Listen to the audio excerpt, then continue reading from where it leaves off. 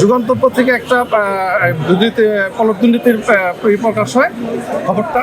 সেই রিপোর্টের পরিপ্রেক্ষিতে দুদক এটা অনুসন্ধান পরিপ্রেক্ষিতে মামলার পরিপ্রেক্ষিতে আবার এটা তদন্ত করেছেন। তদন্তে প্রমাণিত হয়েছে, অনুসন্ধানে প্রমাণিত হয়েছে, এখানে সমস্ত প্রমাণিত হওয়ার পরে আদালতে সাবমিট করেছে, আদালতে এটা ট্রায়াল আমরা করেছি। হলফনামাটি প্রথম শ্রেণীর ম্যাজিস্ট্রেট কর্তৃক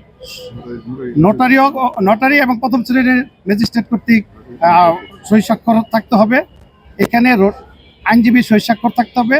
একটা রটারি পাবলিক করতে গেলে 300 টাকার যে রটারিটা সে জমা দিয়েছে শেখ হাসিনা, সেখানে কোনো আইনজীবীরও সই নাই, আদালত যেটা বলেছেন কোনো রটারি পাবলিকের সই নাই, কোনো ম্যাজিস্ট্রেটেরও সই নেই, স্বাক্ষর নাই। অতএব এই যে ফ্যাক্ট একটা বা জালিয়াতি বা যে একটা ভুয়া একটা তথ্য গোপন করে একটা ভুয়া হলফনামা দিচ্ছেন, এটা রাষ্ট্রপ্রধানের জন্য মানায় না। অপরাধী, এই জন্য তারা নিজেরা সুবিধা গ্রহণ করার জন্য এই কাজটা করেছে।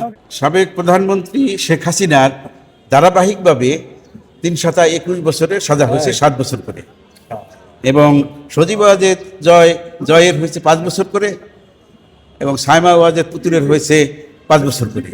এবং 3টি মামলায় শেখ হাসিনার জরিমানা হয়েছে 1 লাখ করে 3 লাখ টাকা, সজীব ওয়াজেদ জয়ের হয়েছে 1 লাখ টাকা, এবং সাইমা ওয়াজেদ পুতুলের হয়েছে 1 লাখ টাকা জরিমানা।